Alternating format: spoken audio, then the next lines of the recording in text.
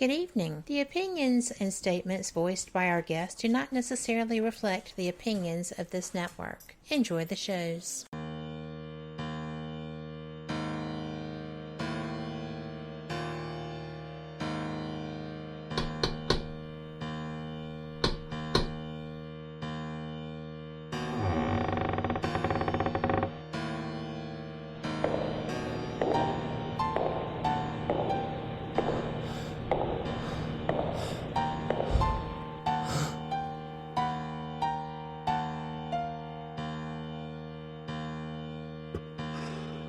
We've been expecting you.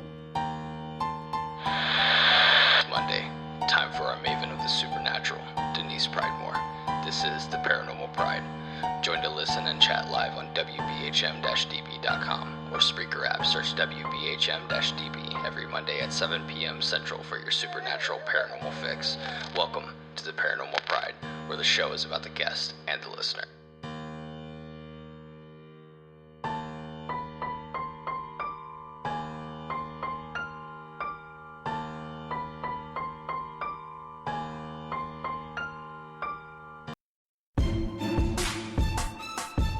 You are listening to WBHM Digital Broadcasting, the best in paranormal talk only on Paranormal Experience Radio.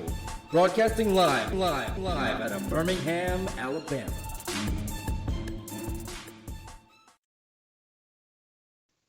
Welcome to the Paranormal Pride. I'm your host, Denise Pridemore, and I know I've been off a little bit, but things happen, and I'm back.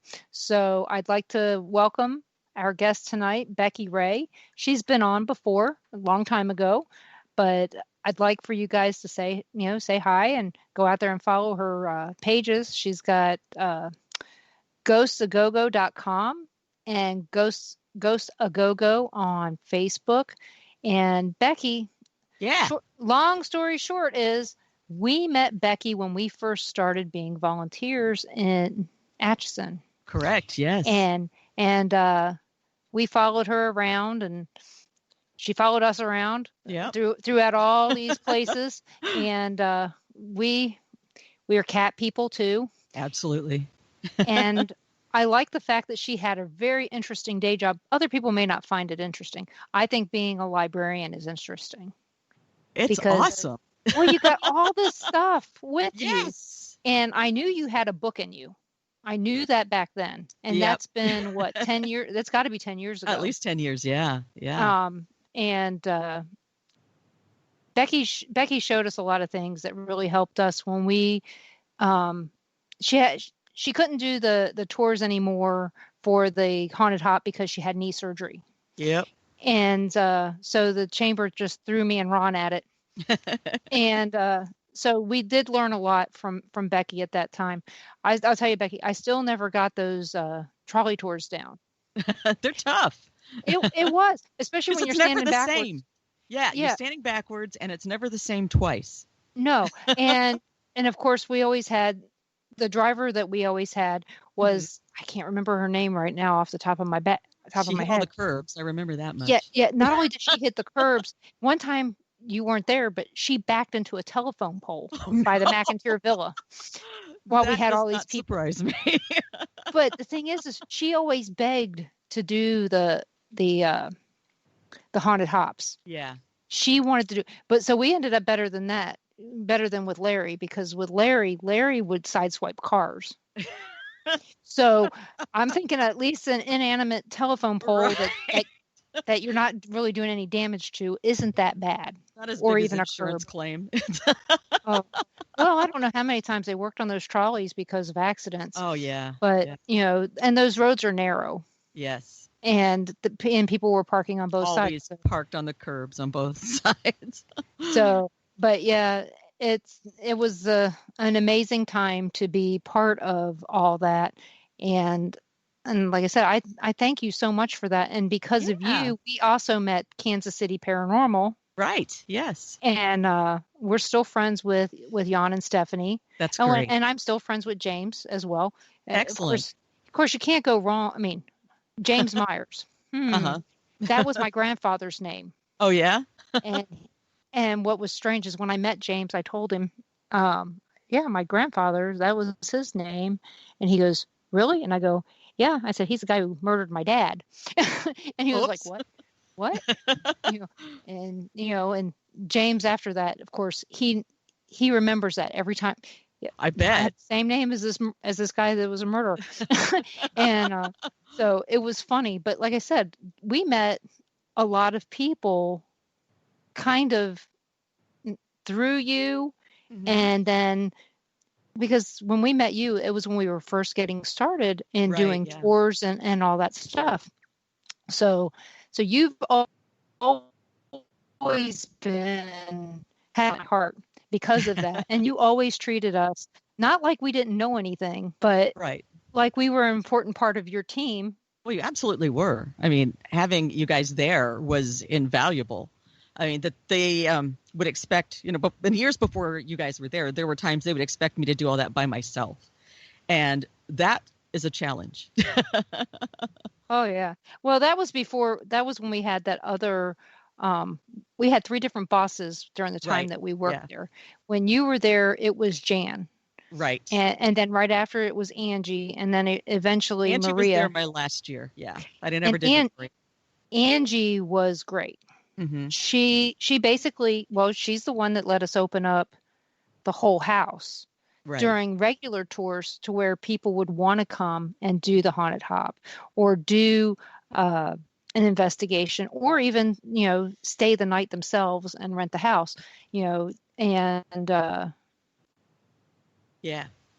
little less control. Because I don't know if, she wanted us to just take the lead and go. But if it hadn't been for Angie, I don't think that the stairs would have been fixed.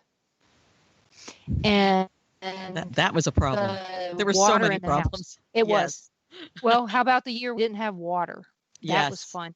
And we were telling people, no, you can't use the bathroom. Don't use the bathroom. You can't wash your hands. Yeah. And that was tough, but Angie was really good. She now is, she works at the Amelia Earhart Airport. Oh, excellent. And she's doing a lot of the events and stuff there. Mm-hmm. And, I think Mary Jane is the person doing all the haunted stuff now. Cool. And so, but I think that's what I saw on the website. I'm not exactly sure. We haven't been part of it since September 30th, 2017. Oh, okay. Lots of changes. But like I said, back then, I knew you had a book in you. And I always your looks really good. Oh, thank you. I put a lot of work into that. And it was one of those things I'd work on it for a while and then something would happen that would take me away from it, and it would take me a while to get back to it, and then it just finally, I have to get this done. And what's the title of that book again? Because I know I'm going to screw it up if I try to do it. Kansas City Hauntings, History and Mystery in the Paris of the Plains. Okay. And how did you come up with that? Actually, I didn't. Actually, Troy Taylor did. I had just Kansas City History, Mystery, and Hauntings, and he made it cool. Oh, okay. So, because I knew you were involved with Troy Taylor. Uh-huh. I mean, you told me that years ago. Yeah, I've been with Americdan Hauntings for a very long time. How long? I would say around 20 years. And I've known Troy longer than that. So. Wow. And were there any events this year? We've had some of our the haunted events, where we let people come into places and we make them wear their masks and socially distance from people they're not there with. But the conference was postponed until next year, and several of the other events were rescheduled until ... Right. Whenever we can get back together safely or find a way to get back together safely. Yeah, we did have the McPike Mansion camp out. Mm-hmm. And that was, it was really good until it wasn't, and then it was really good again. Awesome. Things, it always happens that way. It's, up and down, up and down. Yeah. But we did miss the buses coming Oh, I bet. Yeah. at 1, and we would always have one that would come at 1 and one that would come at 3. Yeah. And I mean, this is in the morning, people, in the morning. And so we would hear them, and well, I would hear them if I was in bed, or we would all stay up to have the product out to try to sell something. But I know that Troy's event is in June, right around the same time. I think it's the week after they do their Flag Day tour at McPike, and it's the following week usually. I think you are correct, because I know there was a few times I think it was even the same weekend, but I know they're always close together. Yeah, and I know is the event the last, I don't remember how many few times, but the last few times has been at Mineral Springs, right? The conference has not, but several events like the Dead of Winter and then the events he has in the fall have been at the Mineral Springs, yes. Okay. But the conference they have at the conference center, because it's a bigger thing with a lot more people. Right. And like I said, I've seen it. I've just haven't made it to that. Oh, it's a great time. And it's always very fun with really interesting speakers. I saw the speakers a couple years ago, because it was not long after the event that Mike Ricksecker, Haunted Road Media, does. He was doing that the first weekend in June, or the second weekend in June. This last year it was supposed to be June 13th and 14th, and we're always, for some reason, my birthday weekend, we've been in Alton for the last at least 11 years almost. Wow.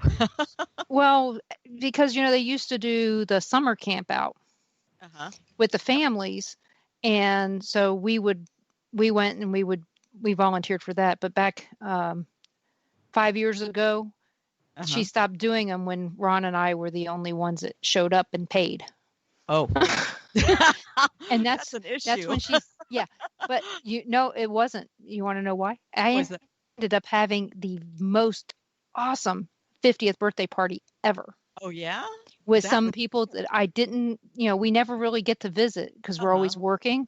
So we all got to sit down and have cake and, hot dogs and goof off because nobody else showed up.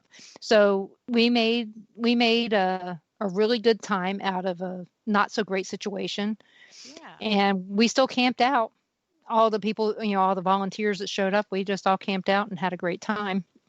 So, I just wish everybody could have come to this camp out that we just had, because it's the last one. There will be no more unless Sharon decides that she wants to. But at this point, it's the last one. Yeah. Well, getting older, but no, I get it. But you've watched. I get excited about, and it's like, oh, I don't think I can do that anymore. Oh yeah, but you've watched. I mean, since you've been part of Troy Taylor's events, he's been doing events there for a really long time. Yes. And so you've actually watched the mansion change absolutely over time. Yes, definitely. And so how much work has gone into that. Yeah. There was a time that it looked like a strong wind might take it down. Yes, especially the sunroom. Because there was no room, only sun. But now you can actually go in. You can see when they open the front door, to the staircase. Oh. It looks very open now, and all the doors are done, all the windows are done, and now they're working on the overhang from the porch, so the eaves. They're working on that. That's so exciting. And putting the corbels back up on the what side of the house is that? I'd say it's the north side of the house. So it'll be good. It'll be pretty soon. That thing will be completely and utterly waterproof. That's fantastic. So I remember when you couldn't even go inside. It wasn't safe at all. Yeah, you still can't go inside. It's still condemned, but it's getting closer and closer to getting off the condemned list. That's so great. It is. Some of the floors have caved in above the wine cellar. Uh-huh. So, and that's where we store a lot of the stuff, and you can't go so far, or you're sliding into the wine cellar a little bit. And so, but yeah, you've seen it, so you know how much work has gone into that.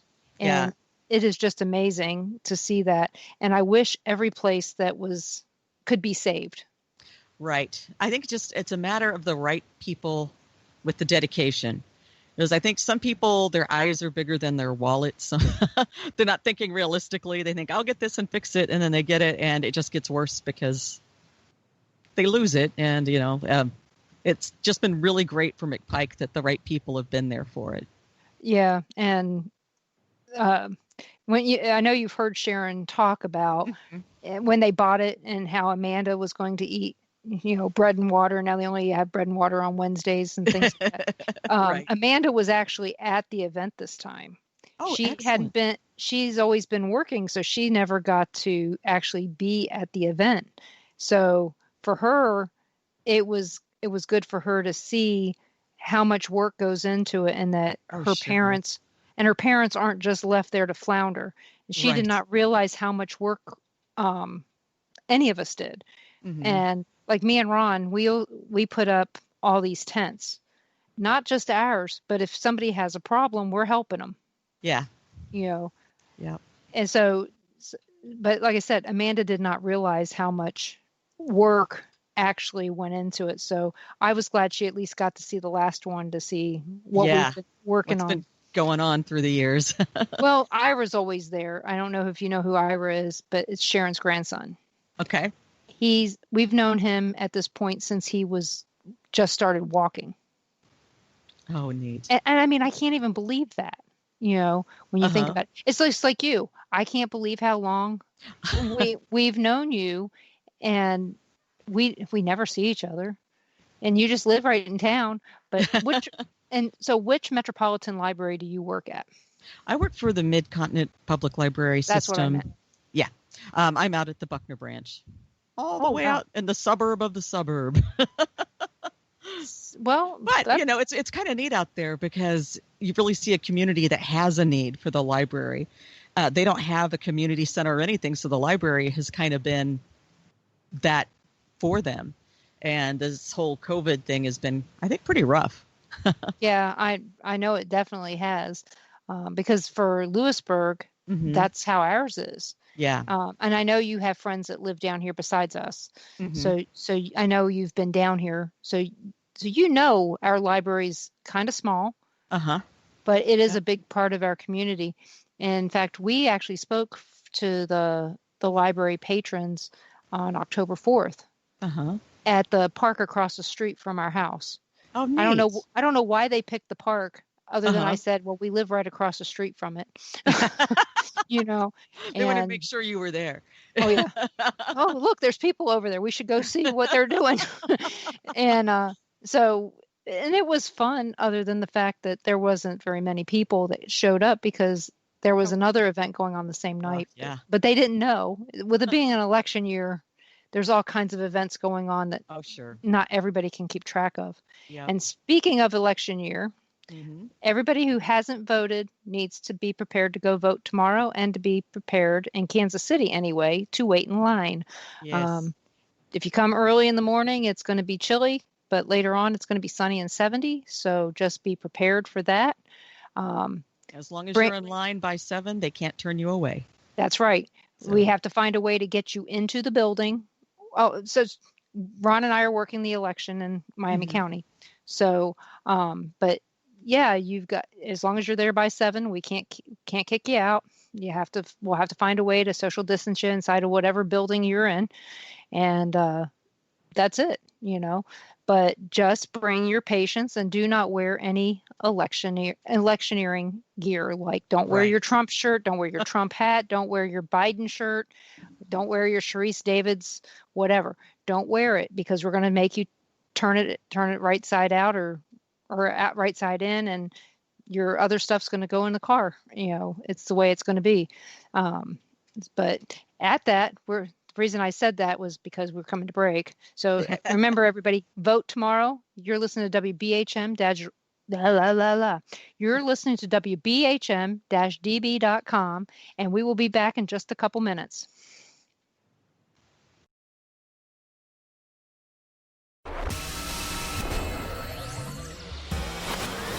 You are listening to WBHM Digital Broadcasting, Birmingham, Alabama.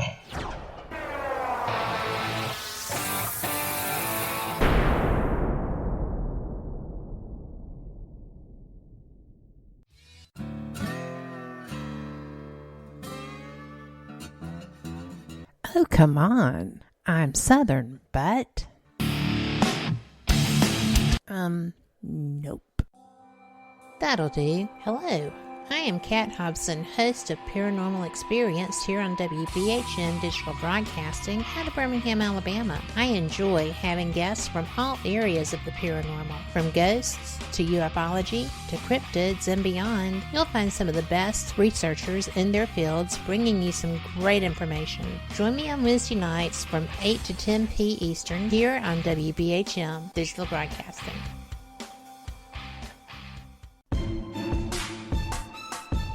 You are listening to WBHM Digital Broadcasting, the best in paranormal talk only on Paranormal Experience Radio. Broadcasting live out of Birmingham, Alabama.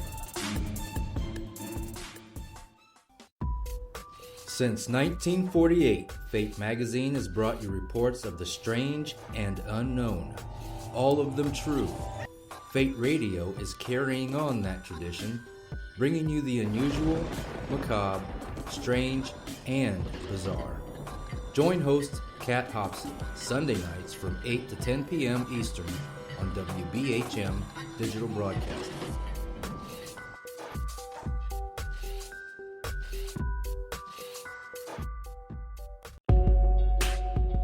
You are listening to WBHM Digital Broadcasting, the best in paranormal talk, only on Paranormal Experience Radio, broadcasting live out of Birmingham, Alabama.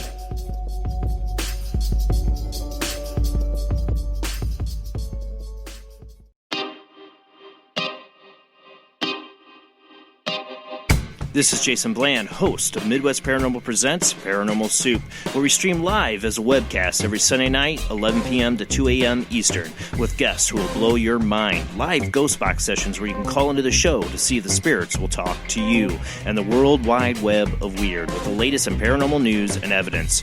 We're bringing the weird every Sunday night, 11 p.m. to 2 a.m. Eastern on our Facebook page and YouTube channel. Don't forget to follow and subscribe.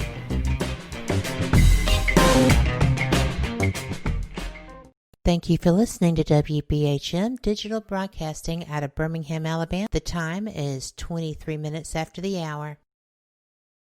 Welcome back to the Paranormal Pride. I'm your host, Denise Pridemore, and my guest tonight is Becky Ray. Hello. And she's an author, and she wrote what looks like a really good book. So from your book,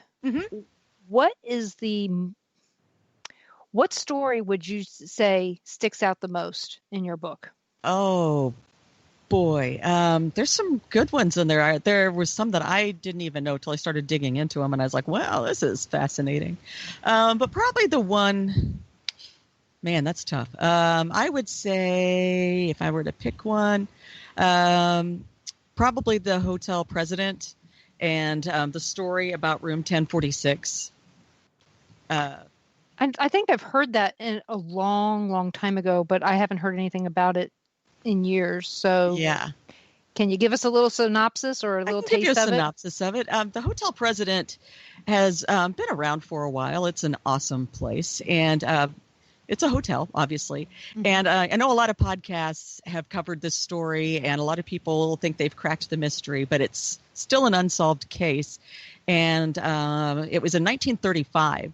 This gentleman checked into the hotel, and he asked for a room that was up on the upper floors, but on the inside where he didn't have any windows to the street. But all he had with him was a comb and a toothbrush. He didn't have any suitcases or anything else. And immediately they thought, well, that's weird. The name he gave them was Roland T. Owen from Los Angeles. And as the bellboy walked him up to his room, he constantly was complaining about how much the other hotels in the area cost, that they were just outrageous. And they thought, well, this is very strange because, we're all kind of on par, but all right. They had a lot of people that traveled there, so they thought just another weirdo. But then 6 days later, he was dead. They found him dead in his room. Well, he wasn't dead when they first found him, but his hotel room was a bloodbath. There was blood everywhere. What happened that day was that they kept getting these messages down at the front desk that the phone was off the hook in that room. And back then, the way that the phones worked was the hotel operator, if any phone was off the hook, there was a blinking light above that number. And she realized it's been hours and that light is still blinking. So she kept sending the bellboys up to check it out. And at one point, one of them even used a pass key and went in and hung the thing back up and said he saw the gentleman in bed. But then finally, another one went up there and he couldn't get in the door right away. And when he shoved on it and got it open, Roland T. Owen was up against the door, naked with his arms tied together and bleeding everywhere. And they think the deal with the phone was he was trying to knock the phone off to get somebody up to check on him. But by the time they got there, they got the police there and everybody else, and they took him in the bathroom and they asked him what happened because I don't even remember right now how many times he had been stabbed. He had been stabbed repeatedly. And he said that he slipped on the bathtub and hit his head because his head had been bashed a few times as well. And then they asked him, who did this to you? And the last thing he said was nobody. And then he passed out and he never woke up again. Sounds like a mob hit. It might have been. But the thing gets weird when they started looking into it. The whole time he was there, he was acting oddly. There were times that the housekeeper would go up to replace the towels in his room, and she'd find him in the room, but the door was locked from the outside, like he had left, so he couldn't leave. Somebody had locked him in there. And there was one time when she knocked on the door to clean the room that there was another man's voice in there that said, "Oh, we don't need any towels," but she knew they did because she had taken all their towels. And just lots of strange things happened. She found a weird note in the room that said, "Dawn, I'll be back in 15 minutes." And she just acted really weird and paranoid. And then after he died, they found out that that wasn't even his real name. Nobody knew who he was. This Roland T. Owen didn't exist. So they started looking into it, and they published drawings of him nationwide and even into other countries. And people couldn't figure him out for a while. But then eventually his mother saw in a magazine this drawing, and she knew immediately that was her teenage son, who had a few months earlier gone with some friends out to California, and he had been writing letters, and then his letters had changed to where instead of being handwritten, they were typed, which she thought was weird. He didn't know how to type. But that's what he was doing. And she finally said, okay, that is definitely my son. And she came to Kansas City and identified him. She was from, I think it was Tennessee. My mind is blanking on me right now. But his real name was Artemis Ogletree. Oh, the other one was easier to say. If I was Artemis Ogletree, I would go by Roland T. Owen too. Yeah, I could see that. But it had been years. It had been years by the time she identified him. And to this day, it's very unsolved. Some people think it sounds like a mob hit. Other people think maybe it was some sort of lover spat because maybe Dawn was a girl. They don't know. And it's just one of those creepy, weird, unsolved cases that's never going to get solved because it's been so long. But a lot of people on the internet are working on it, and more power to them. Well, it's just like the Villisca axe murders and the Paola axe murder. Yes. Which a lot of people on my show has heard about the Paola axe murders since it's just down the road from us. Sure, yeah. And with Ron's relationship to the Villisca, I don't know if you knew this, but Ron's great uncle was the sheriff in that investigation. Oh wow, I did not know that. Yeah, well, we probably didn't know it when we first met you. Wow. Or if we did, we didn't say anything. But yeah, so we're intimately know that case very well. And there are still people that are just saying, well, this person did it and this person did it. And they'll sit there and completely discount what I have to say. And I'm like, okay, whatever, and I mean, nobody knows who did it, but I can tell you who confessed on their deathbed. Ooh. And I can tell you who went to jail for doing the same exact thing to his own family. And that kind of stuff. Yeah. But, and then we got that book, the guy from KU, the man from the train. That's a stretch. I read that book and it just seems like a stretch. Yeah. Because he came at it statistically because he's a baseball sports person. So he's really using statistics, which is an interesting way to look at it. But that's not how you solve a crime. No, I read it because, first of all, because it was related to a really good book. The murders. It's fascinating. Yeah. It gives you a different option for solving the crime, but I don't think that the two are correlated because there was too many things that happened right around the same time that were too far away from each other. Yeah. There are some people who came to me and said, well, is it possible that it was H.H. Holmes that did these crimes? I said, no, because of the fact that it's not his MO. He was too surgical. He made them come to his house. He didn't go to their house. Yeah. Well, and when he did go to their house, he took them to somebody else's house. And Jeff Mudgett, he saw some of, heard some people saying that as well. And he kind of blew him out of the water with his theories and his knowledge of his great grandfather, and he's finally letting all that go, the H.H. Holmes stuff, and he's going to work on something different. But it's interesting to see other people's takes on it because it's just, it's an opinion. Yeah. And just like anything else, everybody has one. And sometimes one is not better than the other, but some make more sense than others. Right. Logic.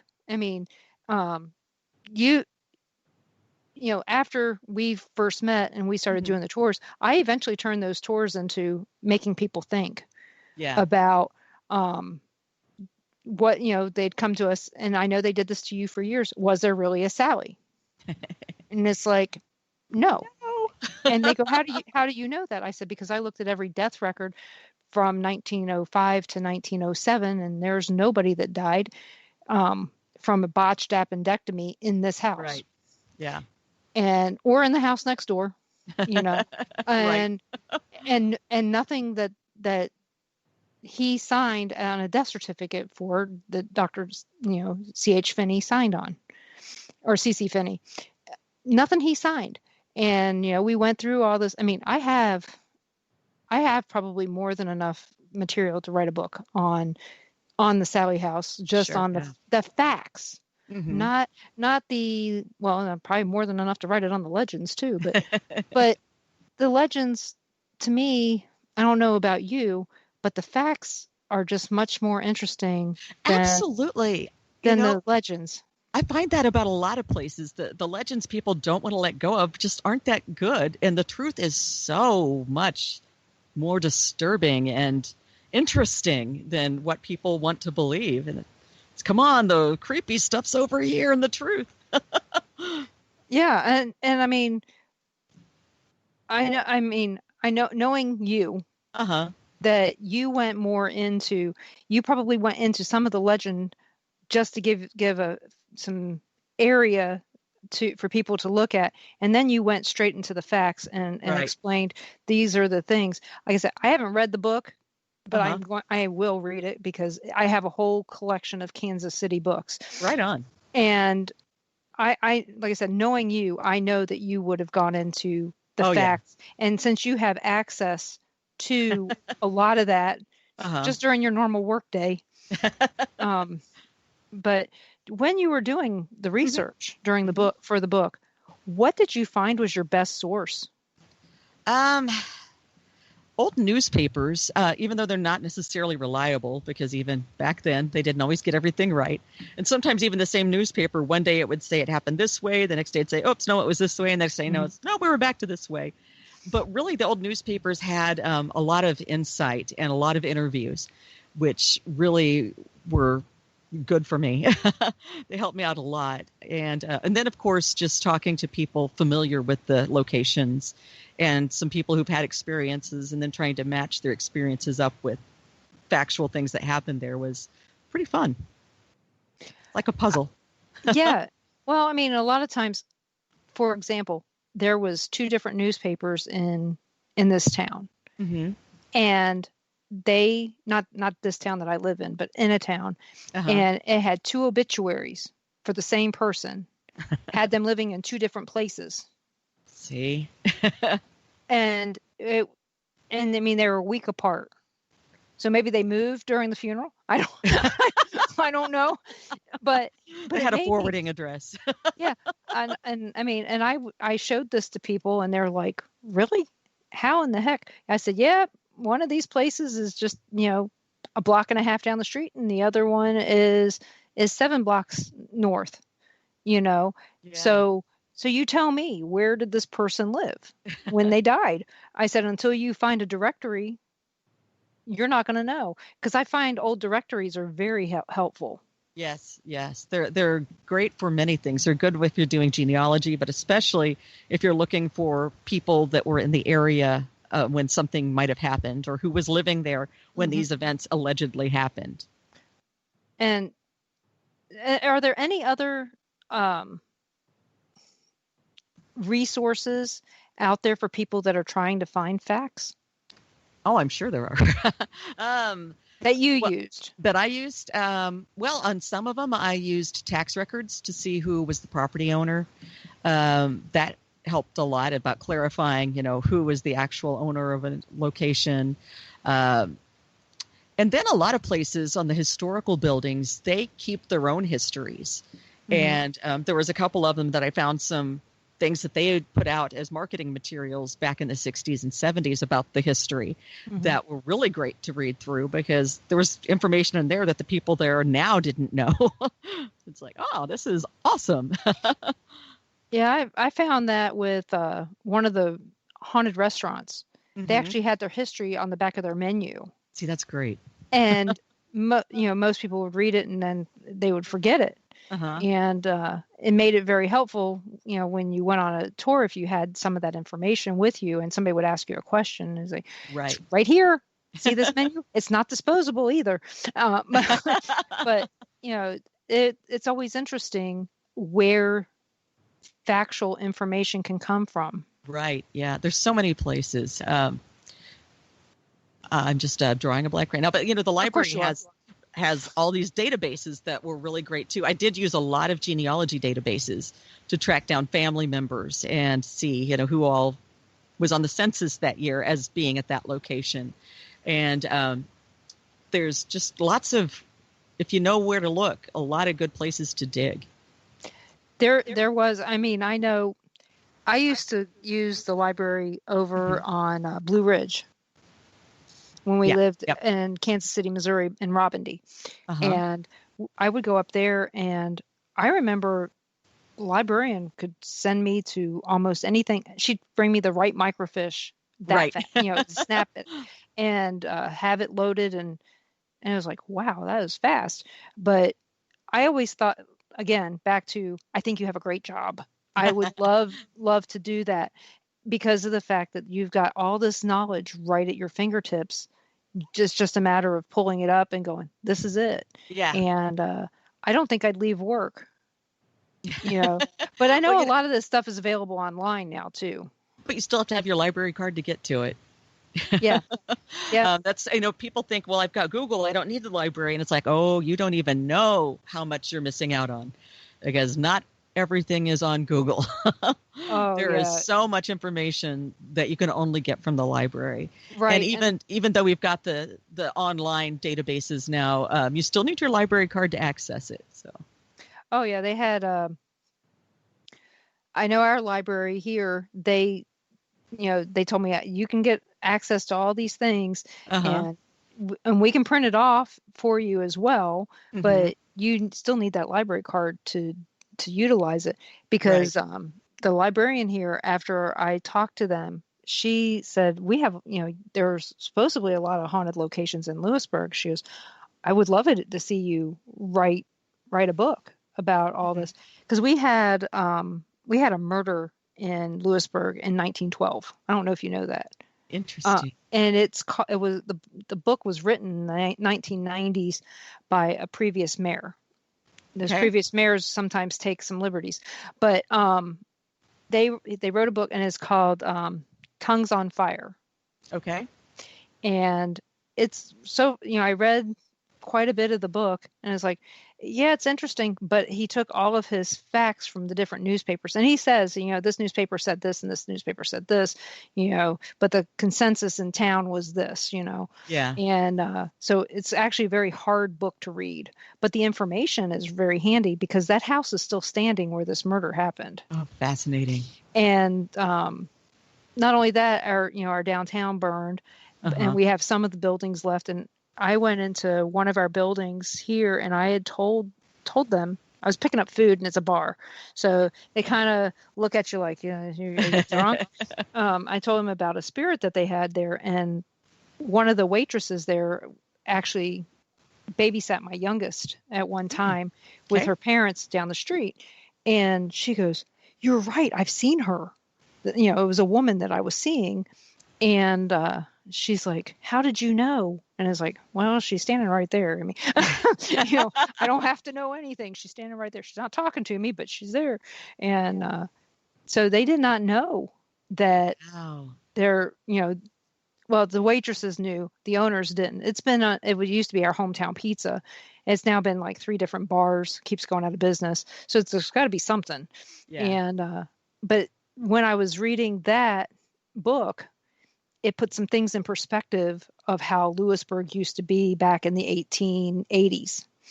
And some other things, they did a 150 anniversary magazine. And I didn't know that one of these buildings that everybody uses for all kinds of different things used to be a gas station.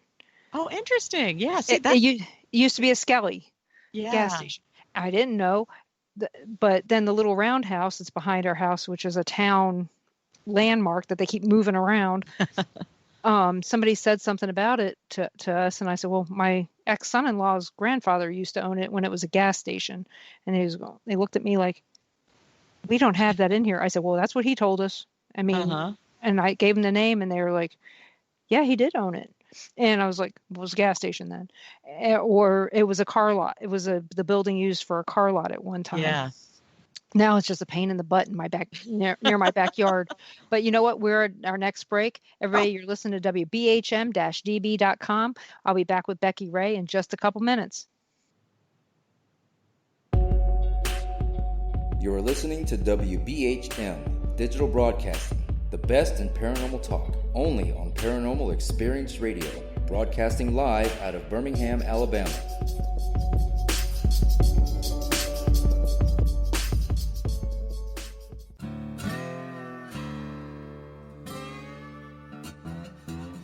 Oh, come on. I'm Southern, but... Nope. That'll do. Hello. I am Kat Hobson, host of Paranormal Experience here on WBHM Digital Broadcasting out of Birmingham, Alabama. I enjoy having guests from all areas of the paranormal, from ghosts to ufology to cryptids and beyond. You'll find some of the best researchers in their fields bringing you some great information. Join me on Wednesday nights from 8 to 10 p. Eastern here on WBHM Digital Broadcasting.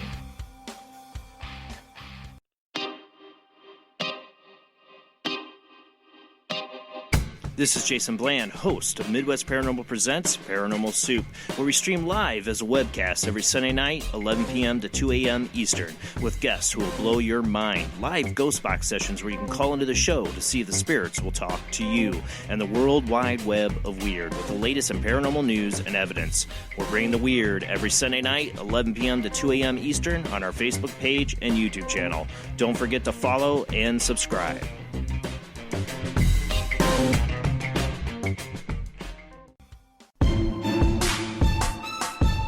You are listening to WBHM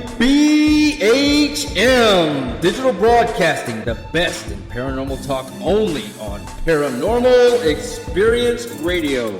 Broadcasting live out of Birmingham, Alabama. Thank you for listening to WBHM Digital Broadcasting out of Birmingham, Alabama. The time is 45 minutes after the hour.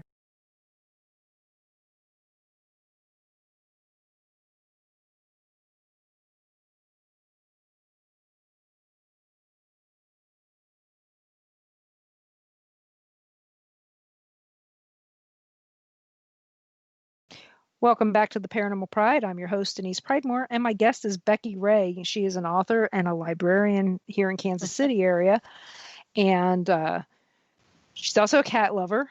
Absolutely. And, she's also you're still an actress, aren't you? Yeah, I'll still act. Are you still doing, well, I know that with everything changing this year, I don't know, are you still doing your Ghost of Go-Go thing at different area places? No, I'm not doing any of the live performances where I would, tell spooky stories. I'm not doing that right now. And with the way things are, there's really, the venues can't really open up, which is a bummer because a lot of them are struggling and we're losing them. Mm-hmm. But I would love to come in and help them out. It's just not safe. So. Well, I know in Kansas City, Missouri, everything's still pretty much shut down. Yeah. Oh, yeah. Yes. And the things that have opened are coming back to a second shutdown, it sounds like. So. Yeah, I'll tell you, I tell people this all the time. In Miami County, we're not shut down at all. You're not even required to wear a mask anywhere in Miami County. Now, tomorrow for election, because it's a state election, the state is telling us we have to wear masks for that. But you can go into Price Chopper here and mount a mask and nobody even looks at you funny. Oh, wow. But you can't go into McDonald's and eat, just like anywhere else. Yeah. So, what we did find though, we have driven this year to Vegas and down to Gulf Shores, and everything is inconsistent. Yeah. You don't know what you're going to come across, but I'll tell you, anybody who's traveling cross country, if you got to go to the bathroom, Walmart or Target, you're guaranteed to be able to get in there and go to the bathroom. Oh, good. Because some of the restaurants, you can't use the restroom in them. In New Mexico, you cannot use any of the restrooms in the restaurants unless it's a sit-down restaurant.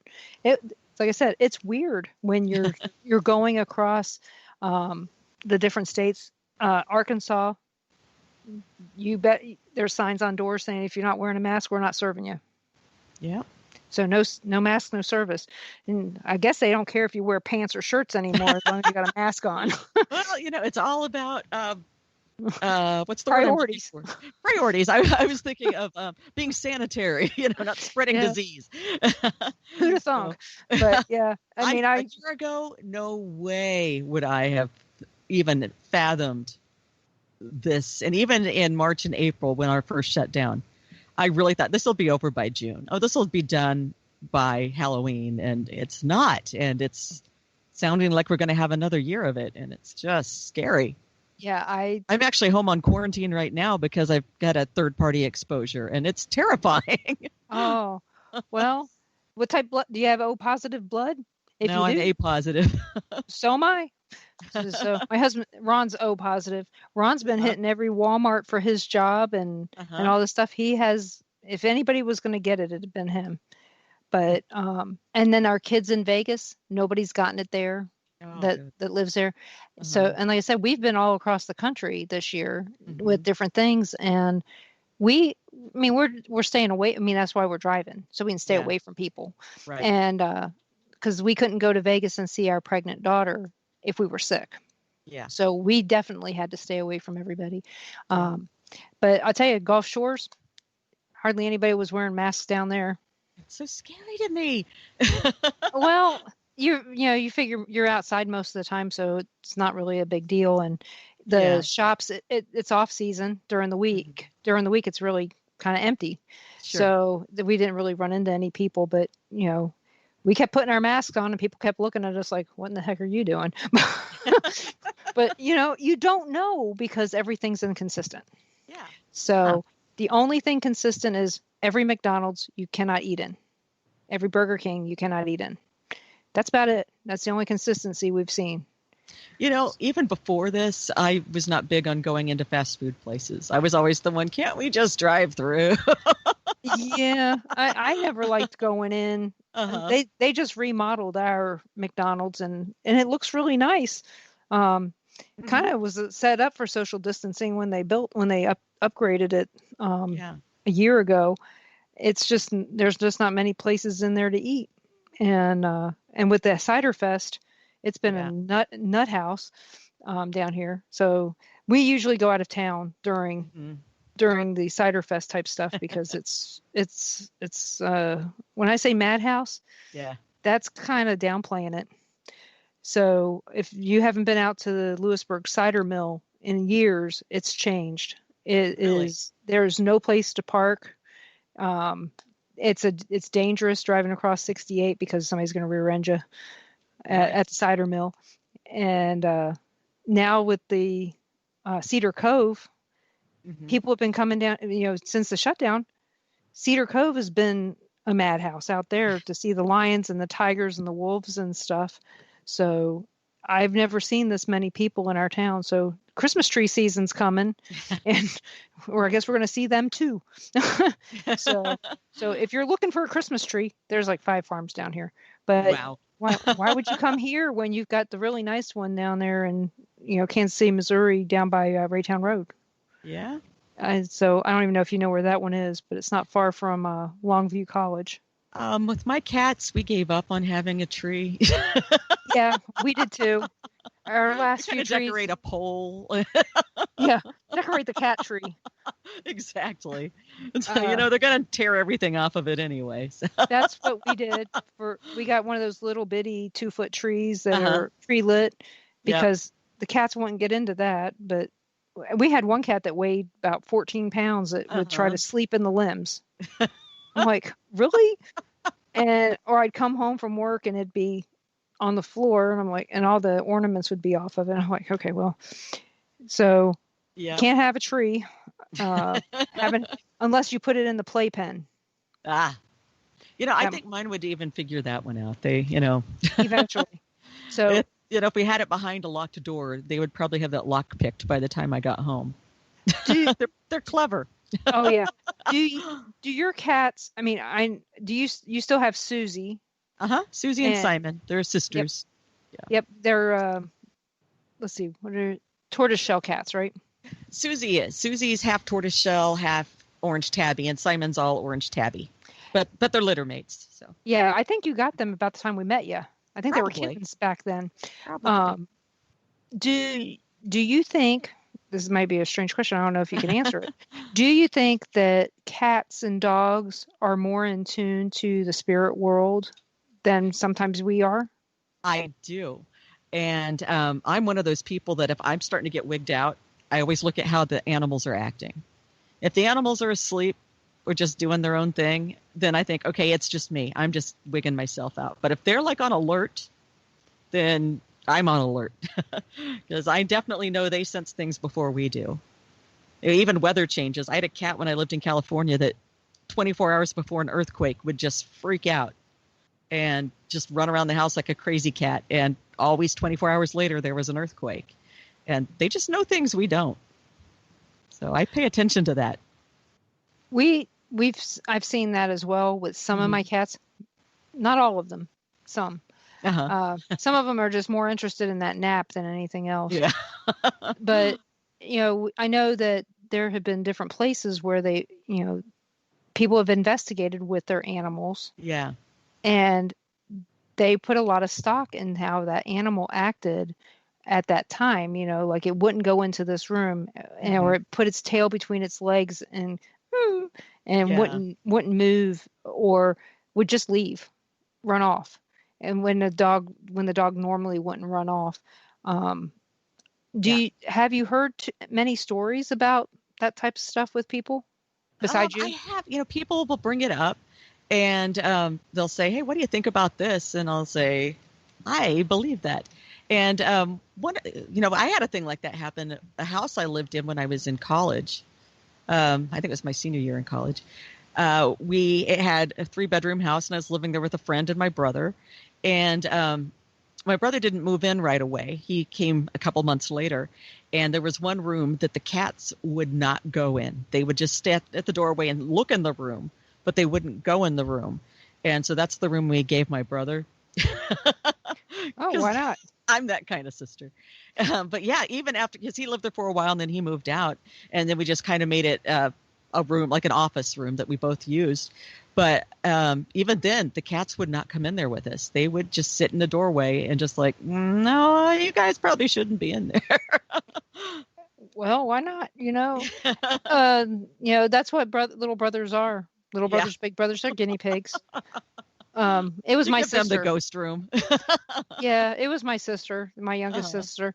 I tell everybody, my dad told me I was getting a brother. I got a sister. So anytime there was something I didn't want to do or thought that she needed to do instead, I always forced her to do it.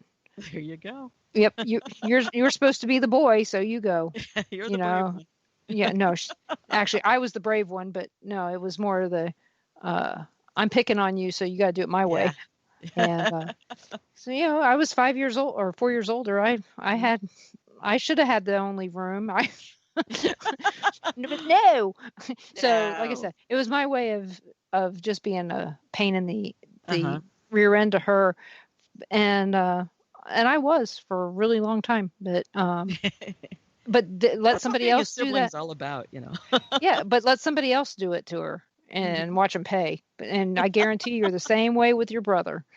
You dared anybody else to mess with him. It was your job. And still my job to do that stuff. I can pick on my siblings all I want, but nobody else can. Nope. Oh, sorry about that. That needs to stop. It's all good.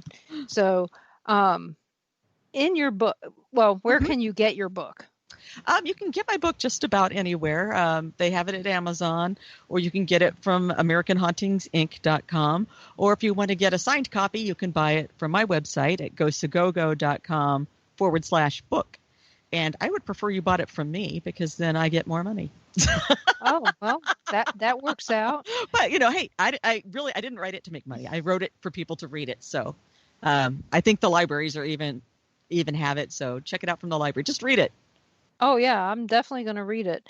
And like I said, I have a collection of Kansas City books, and most of them are signed by the authors. Excellent. Because of the fact that when I die, Ron's going to have to figure out what to do with them. Or he'll have to marry another Denise that's into the paranormal. So I got that taken care of. But, I find my paranormal library to be very useful. Mm-hmm. If not to me, to someone else at some point. Sure. Because when people ask me, what books would I read on this area? And I probably have one. Or I know someone who wrote one in northern Arkansas, or, there's like 60 for Kansas City. One of our friends wrote one about his experiences, Adam Tillery, and if you want one about Alton, get the latest edition of Troy Taylor's book on Haunted Alton, because I've noticed that they are different. Oh, yeah. Yeah, everybody that writes about it comes at it from their own take, and we all experience things differently. So, it's kind of neat, actually, to see the different viewpoints. And sometimes some people find things that nobody had before, which is kind of cool, too. So even if you think you've read about a location, you might not know everything about that location. No, and it's like I said before, it's that research part. Right. Sometimes you were talking about newspapers. Mm-hmm. Sometimes some of those older newspapers come into newspapers.com or into the archive much later, and they're even older papers or just a different edition that has more information. But yeah, I bought Troy Taylor's book on Haunted Alton long time ago. I still have the receipt in the book. Nice. From when I bought it. And at one point we were at McPike Mansion and I won a gift. She said, you can pick any gift. And I picked that book, and it was like edition 10. Yeah. So it was different than the other edition. Right. And it had a little bit more information of updates that he had made. So Right. whatever edition you get of a book, if there is a newer one, try to get that, because they may have fixed things like spelling Right. errors and stuff. And Well, we are at and the top beyond of the that- hour. oh, sorry. No, this is good. We'll go back to that. But we're at the top of the hour, the news break. So everybody, you're listening to WBHM-DB.com, and we'll be back after this news break. Live from NPR News, I'm Jack Spear. It's less than 24 hours from Election Day, and both sides are getting ready for the possibility we may not know the winner on election night. NPR's Mara Liasson has that story. It's possible that we'll know who won the most votes, but not who is the next president, depending on the results on election night. Several states that went to Trump in 2016, like North Carolina, Georgia, Texas, and Arizona, will report their results early. If Biden wins just one of those, it will become almost impossible for Trump to win. But if Trump hangs on to those states, then the election results will turn on the later counting states, like Michigan and Pennsylvania, who will report their results in the hours and perhaps days ahead. Mara Liasson, NPR News. As Election Day approaches, the candidates and their surrogates have been blitzing the country in a final get-out-the-vote effort, each candidate arguing that he is the one better positioned to steer the nation through a once-in-a-century pandemic and the worst economic contraction since the Great Depression. Speaking on behalf of Democrat Joe Biden in Atlanta today, former President Barack Obama said it's time for change. After 4 years of failure, you have the power to change America. Tomorrow you can put an end to the politics that tries to divide a nation just to win an election. Obama saying Biden, his two-term VP, was in the room for every major decision. Meanwhile, incumbent Donald Trump is holding 5 rallies today, appearing in Pennsylvania, North Carolina, and Wisconsin. Texas has now overtaken California as having the most coronavirus cases in the nation. That's based on the latest data from the Johns Hopkins Coronavirus Dashboard, which says that as of yesterday, Texas had more than 937,000 cases, roughly 1,000 more than California. Health experts caution the actual number of coronavirus infections is likely much higher, since many people have not even been tested. Hurricane Eta is quickly gathering strength into a major storm threatening Central America, as NPR's Carrie Kahn reports. Eta gained rapid force in the last 24 hours and is expected to hit land in northern Nicaragua. It's already a Category 4 hurricane with 130-mile-an-hour winds. According to the National Hurricane Center, landfall is expected sometime overnight or early Tuesday morning in northern Nicaragua near the border with Honduras. The forecasts sound catastrophic, with the amount of rain predicted in feet rather than inches, and that the region should prepare for, quote, a life-threatening storm surge, catastrophic winds, flash flooding, and landslides. Eta's predicted path is very close to the devastating 1998 Hurricane Mitch that killed more than 9,000 Central Americans. After hitting Nicaragua, Eta is expected to head back out to sea, possibly moving toward Cuba or the Gulf Coast of the U.S. later this week. You're listening to NPR. 12 million French school children returning to the classroom today paid homage to a teacher killed just before the fall break. NPR's Eleanor Beardsley reports Samuel Paty was killed by an extremist who felt he'd insulted the Prophet Muhammad. The Prime Minister sang the French national anthem along with a class of middle school students at the school where Samuel Paty taught. Paty was beheaded on October 16th by a radicalized Chechen teenager for showing caricatures of the Prophet Muhammad in his lesson on free speech. Teachers across France also read out a letter written to their profession by 19th century politician Jean Jaurès, who spoke of their important role in nurturing young citizens of a democracy. Since Paty's killing, there's been much talk about how to better instill French values of liberty, freedom of speech, and secularism in the nation's youth to make them less likely to embrace violent extremism. Eleanor Beardsley, NPR News, Paris. South African pharmaceutical company Aspen Pharmacare says it has reached a deal with Johnson & Johnson to manufacture its COVID-19 vaccine candidate if it's approved in South Africa and internationally. Aspen saying today that if ongoing trials result in international health authorities endorsing the J&J vaccine, it will be made at Aspen's manufacturing facility in Port Elizabeth, South Africa. The company says it has the capacity to produce more than 300 million doses of vaccine a year. Stocks gained ground on Wall Street to start the new trading week. The Dow up 423 points today. The Nasdaq rose 46 points. The S&P 500 gained 40 points. I'm Jack Speer, NPR News.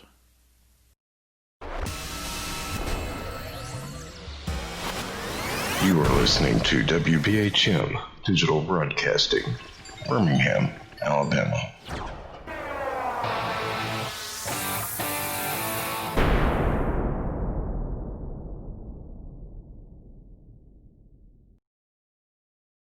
Welcome back to WBHM Digital Broadcasting out of Birmingham, Alabama. The time is 5 minutes after the hour. Welcome back to the Paranormal Pride. My guest tonight is Becky Ray. And now we're going to really ask her some questions. And we're really going to put her to the test. But if you guys have any questions, please put them in either of the chats, and I will make sure that she answers those questions if she has an answer for us. And you know how I love all your questions. So, so one of the questions that always comes up in our chat rooms is, how do you feel about dowsing rods? I think they're a tool, just like any other tool. And in the hands of a person that knows how to use them, they can be effective. But I think for someone that is new to it, they don't realize that they're controlling it subconsciously. But then again, that could be like, they say with Ouija boards that your subconscious is what actually, you don't realize you're doing it, but you're subconsciously doing it. So maybe, it's the same sort of thing with the dowsing rods. I've seen some people get some really interesting results with them, but then I've seen some other people where I can actually see them tipping, but they don't know they're doing it. Just say, hey, So actually, it's a tool, and you've got to know how to use the tool properly.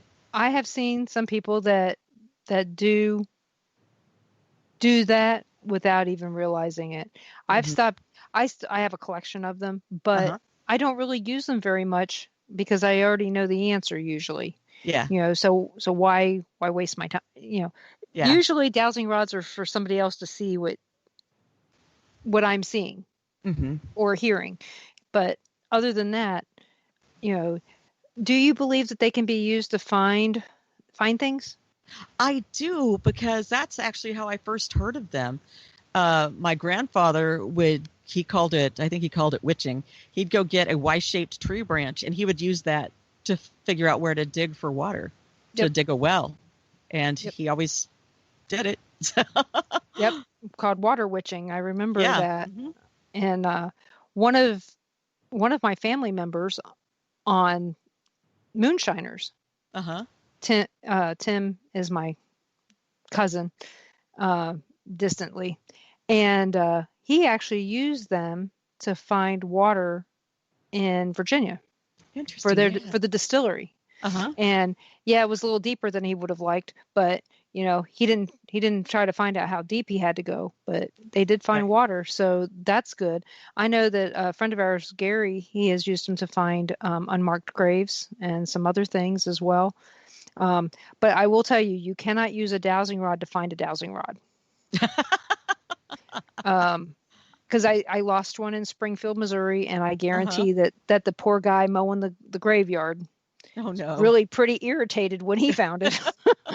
Oh, no. So needless to say, I was really upset that I lost it, and he's gonna be really upset when he finds it. He's gonna have a worse day. Yes, he is. But that's a whole different problem. Now, if he found Gary's, that'd be a whole different ball game. His are industrial strength. But when you investigate, what is your favorite piece of equipment? My favorite piece of equipment is my eyeballs. I have all the tools and gadgets and things that bing and light up, and ultimately I bring cameras, and I don't bring the cameras to necessarily catch a ghost on film, but to document the investigation. And if all of us have a reaction to something and I get that on video, that's pretty awesome to see too. So I'm pretty camera heavy, and then just being there and paying attention to what's going on. I'm sure people who have listened to me talk have heard me say this millions of times. One thing that really annoys me that I think a lot of people have picked up from watching the paranormal TV shows is if they've got devices that light up and blink. On the TV shows, they focus in on the blinking lights and everybody stops and stares and talks to the blinking lights. But what the blinking lights are supposed to do is tell you that something's happening in the room. And so when your devices start blinking, you should actually be looking anywhere except at the device because something's making that happen. Look around to see what's going on. And I always compare it to a doorbell. It's like if someone comes to your house and rings the doorbell, you don't run to the little box that made the sound, you go answer the door. And that's what I think people need to do. And so I kind of just went away from that stuff and just kind of try to experience and see what's going on more than depending on a device to let me know when to pay attention all the time, not just when something's blinking. Yeah, since our doorbell is broken, we try to figure out why in the world is that thing ringing? And it's usually because somebody stuck their finger in there, and then we're saying, "Oh crap, they're going to get electrocuted." Yeah. But yeah, we covered it up a long time ago, and people still get their finger in there and still ring it. And I'm like, okay, what in the world? But that's a very good point. I know that people are always staring at the K2s and the millimeters and the REM pods. Look and well, look up or look around. Yeah. You know, because the REM pod is actually proximity. It doesn't mean it's right on top of it. Exactly. But it's in the approximate area of where you're at. I think that's one of the things people need to understand. It might be 2 feet away from it, but it may not be 2 feet away horizontally and maybe vertically. Yeah, right, exactly. So if you're staring at the blinking lights, you're missing some stuff. That's true. Have you ever witnessed anybody finding a portal or knowing that there is a portal in a location? No. I have been places where people have been told there's a portal, but I've never found any evidence of one. Other than personal experience where people say, well, this is here, but when I'm there, I've not seen it or experienced that. We have a couple places that are that seem like there may be a portal, but it may not be a portal. It may just be a spirit that's with those people that came in. Right. And I don't know if you ever heard me say this, but I always tell people that when you're in a haunted location, your spirits that are with you know that you've been looking forward to going to this haunted location. And sometimes you're picking up on your own spirits when you're at a place, not necessarily the spirits that are at that location. Right. Yeah. Very true. Because, true. The Sally House was notorious for that. For being, not only having their own spirits, but for having people's spirits come out and talk to them there. Yeah. And, I don't know how often that happens, but there are places where I see that more often than sometimes the place probably really isn't haunted, but because you believe it is, right? There's all this yammer from spirits that came with the people. Yeah, yeah, and sometimes I think people are just they're not coming in with an open mind. They're coming in convinced already this place is so haunted, all these things are going to happen, that they make things happen. And, whether they know they're doing it or not, that, sometimes they just want something to be a ghost so bad that it could just be like maybe somebody dropped a cup, but, a ghost caused that. So, it's sometimes people are just too hyped up and you got to kind of, okay, let's think logically now. Do you ever see something that may be a spirit? Not very often. I have a few times. I normally just kind of can, get that weird feeling like the heebie-jeebies. But I'd say I've maybe seen things 3 or 4 times in my life. And that's about it. Were they any place good that we could go to? Waverly Hills Sanatorium in Louisville, Kentucky. That's that's the only place I've ever seen a solid apparition that looked like a real person. And everything else I've seen has been more shadow figure-y. But there I swear to you, it was a child. And then it wasn't there, then it was there, and then it wasn't there. And it really freaked me out. Well, Louisville, we've been there bunch of times. And of course, the next exit is where the Kentucky Derby is held. Yep. So, and you're big into racing. Yes, I am. I can't go to Louisville without going to Churchill Downs. It's just a thing. Have you ever went on their haunted tour? At Churchill, no, but I need to. They have it mostly in September and October. Okay, I got to make sure I do that. But I will tell you, when we went, I actually saw a couple spirits there. Oh, yeah? Yeah. Oh, I can see where they would have some. Yep. We went on, the only thing is don't go on Mother's Day. It's horrible. It's horrible. You stand in line. You think you stand in line for the Kentucky Derby for stuff. They have enough people to deal with all the people during the Kentucky Derby, right. But Mother's Day weekend is the following weekend. There was not enough people there to deal with the people. They had only half the concessions open. I stood in line for 45 minutes for a bottle of water. Oh, man. So and it's hot then, too. It is. It's usually very humid at that time. Yeah. But that is one of the tours that I'd like to take. But we're usually not there in October. Yeah. And if they're not running races, why do we want to be there? That's part of it too. Yeah, I agree with that because I go for the races. But I did go there one time when they weren't running races, and it was really cool because you got to go down on the track on the tour. Mm-hmm. And that was awesome. And I got to stand in the winner's circle and everything. It was pretty cool. I took the kids there during the day on one of our trips to my mom used to live in Eastern Kentucky. So it was one of those things that I take them off the beaten path so that they could see all these other things. So they really like that. And one of the housing subdivisions we're looking at, all the streets are named after Derby winners. Oh, neat. Yeah. And the thing is I told Ron, I said, we got to go look at the subdivision. I said, the guy gave us this to us. I said, the address is Secretariat Avenue. And he's like, what?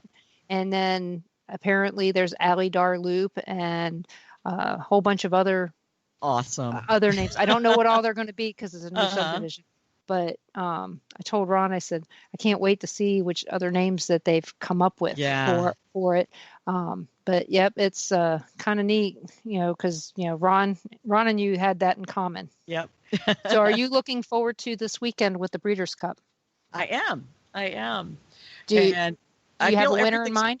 I don't. I normally go into Breeders' Cup blank just because it's kind of, to me, it's like preview for next year. So I just kind of like to watch them all when I watch that one. And and just kind of start picking them out and saying, I like that. Are you going to be betting on it? Not at the Breeders' Cup, no. I normally wait till the following year. Okay. Well, being at Keeneland's gonna help. So, yeah, Ron goes, Breeders' Cup is down the road at Keeneland this weekend. So he's nice. So I know that he's going to start putting together all of his stuff after we get finished with the election this week. He says there are 14 stakes races, Denise. Is one of them named Denise? I know that it's a bunch of races. Yeah. So, yeah. And he really enjoys them, so I'll have to leave the house on Saturday. So what are you doing this Saturday, Becky? Besides watching the races? Actually, you know what? I would have to look at my schedule. I'm kind of going one day at a time right now. I'm hoping to get my COVID test back so I can come out of quarantine and do something Saturdays. Yeah. How long is? Well, mine only took. I had 2 COVID tests because I had surgery. Yeah. And so they did mine, and one of them, the first one, took like 3 days to get back. And the other one was, you just have to come up here it was on the 10th, and I got the results back the next day, but my surgery wasn't until the 15th. Oh. And it's like, well, that kind of kills, so you're still quarantined till then anyway. That's kind of what I said. I said, could you have waited and done it like on Friday? Yeah. But a little closer. Yeah, they did it on Wednesday, and my surgery was on Monday. But you know what? We're coming up onto our next break. They always go so fast. It does. It really does. And when I say the show's 2 hours and we got this break, and this break, it's like, it doesn't seem like it's that, it seems like a long time away. It's not. It's really close. But hopefully maybe some people have some questions and we can talk about some of this other stuff. If not, I have tons of them. So Is there anything you want to talk about? My book. Buy my book. Yes. Yep. So we're going to go to break. So you're listening to WBHM-DB.com. We're out of Birmingham, Alabama. We'd love for you to come and check out some of the other shows on the network. We have shows on Wednesday, Paranormal Experience with Kat Hobson. And we have Teal Gray on right after that. I don't remember the name of the show, but it's really good. And on Thursday, Paramysteries. And then on Thursday, we have Peter Paranormal Spectrum. Is that what it's called? Full Spectrum Radio. See, I listen to all these shows, but I just can never remember the names. And then we have on Friday night, we have Shelley with her Ghost Talk Radio, and with 187 PI. See, I do remember that. And on Sunday nights, we have Fate Magazine Radio with Kat Hobson. So you guys, we have something for everybody. I guarantee it. So make sure you're checking us out with WBHM-DB.com, and we'll be back after this break.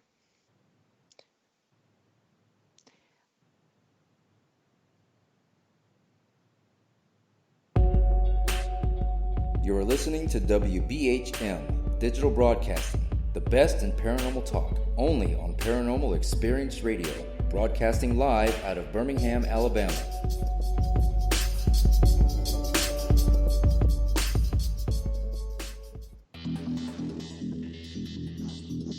Several U.S. presidents are on record talking about the UFO mystery. Yeah, Presidents Jimmy Carter, Ronald Reagan both had UFO sightings of their own, but the current presidential campaign might be the first we're doing in really which good in the UFO silence disclosure game. has been championed by Yeah, a and major we're sitting party here candidate. playing the silent game really well. CIA it moves around, is operating a program to train psychic spies to spy and use their powers against Yeah, Russia. if I'm not answering you, John then you Ronson writes know about there's this in something's The not Name right. of Scary Ghost. The first known sighting I of a ghost cannot find took my little place notebook right that had all the after shows written down on it. Abraham Lincoln was So- assassinated. Hey, Ron. Late Can you go over there and 1860s hit skip? during the Or retry administration of Ulysses On Grant. my retry. I'm working. Project Paperclip, Clinton I have, releases it all in I run 1998. scripts for work, so. Awesome. And Possibly so the unequal cooling of one the surface. stopped. I say, do you still think it's a meteor, Professor? I don't know what to think. The metal casing is definitely extraterrestrial. It's a place where UFO hunters and scientists gather to examine paranormal activity in the region. Some of the documents, this is bringing Nazi scientists into the United States to work here. So we fought against the Nazis, and it's not, this again is not a revelation. As early as 1947, 1946, we knew some of this, right? On the paranormal, will we see U.S. President Barack Obama's foreign policy go intergalactic in a quest for gold stolen by aliens? We'll tell you at least how the White House responded to claims the chief executive has been teleporting to Mars. But let's get to today's Capitol account. UFOs, hauntings, psychic abilities, conspiracy, ESP, cryptozoology.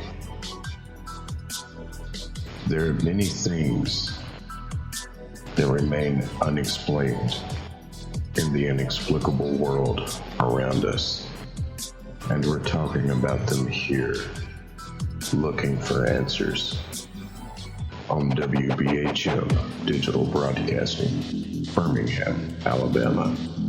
The truth is out there.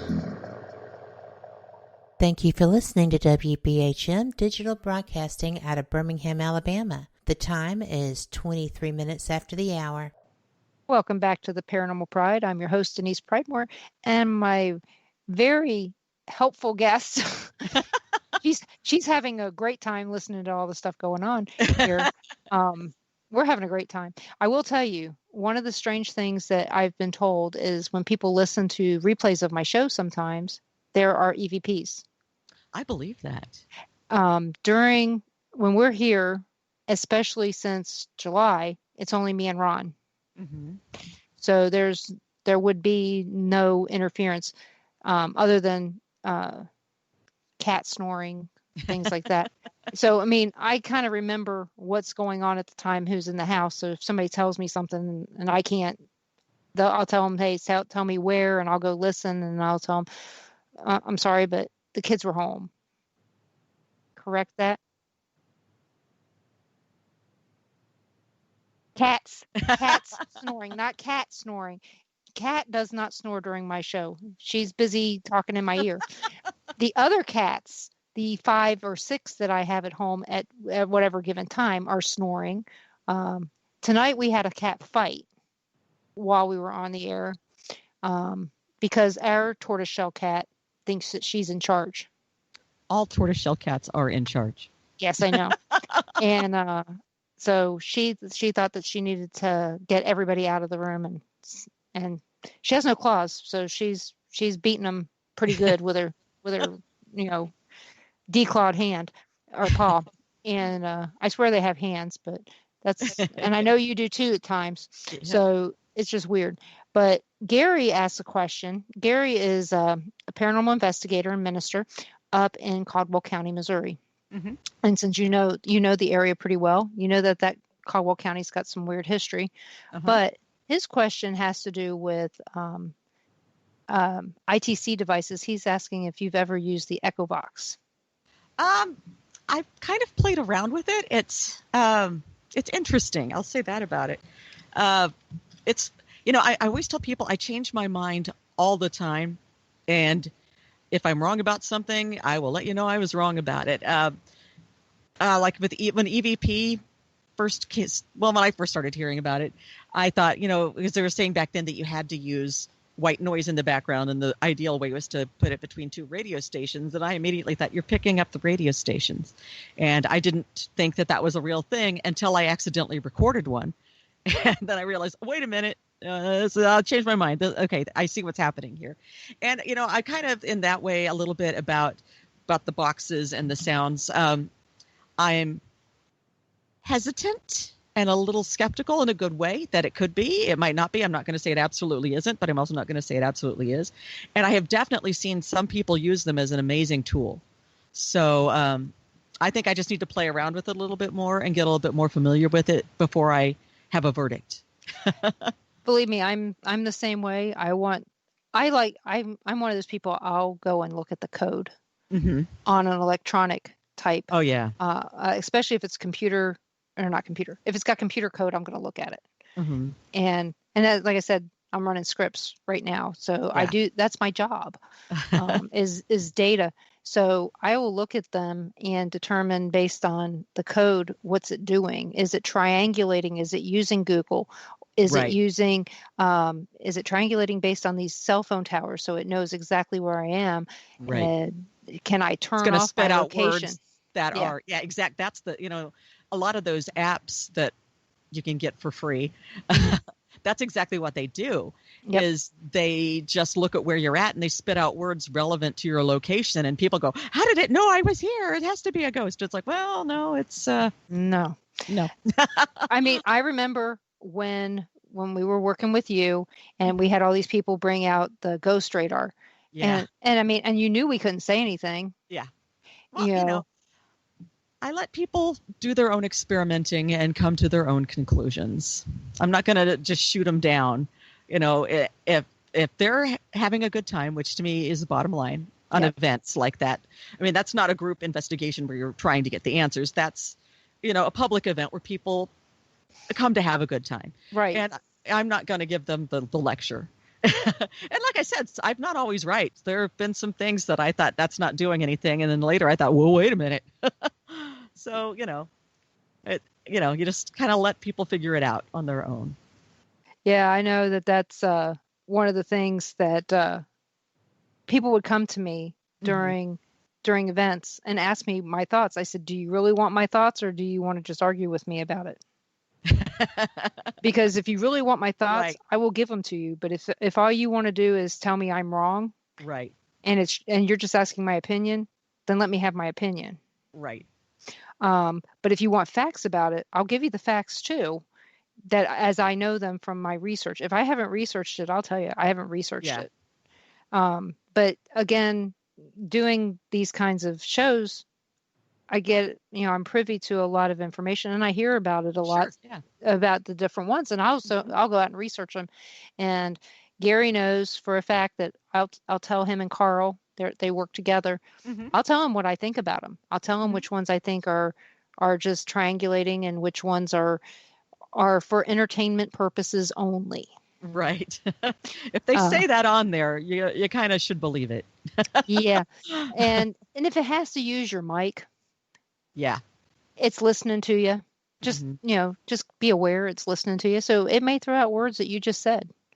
So do you have a preference on digital recorders versus magnetic versus, basic regular cassette players? That's another one because I'm old school. I've been around a while. We were using regular cassettes, and our school of thought with the micro cassettes and the regular cassettes was that somehow the spirits or whatever they are, we don't know for sure what they are, were imprinting their voices on the tape using the magnets to do it. And we thought that's how it was being done for a long time. And then when digital recorders came out, we were very skeptical about are they going to work, because if our hypothesis about how they're imprinting their voices on there is correct, digital recorders aren't going to work. But they do work, and they work well. So that hypothesis flew out the window. And, I found people can get EVP even with the app on their phone, just the memo app. So I don't know that there's any I would say are better than others. I just say whatever you're comfortable with using.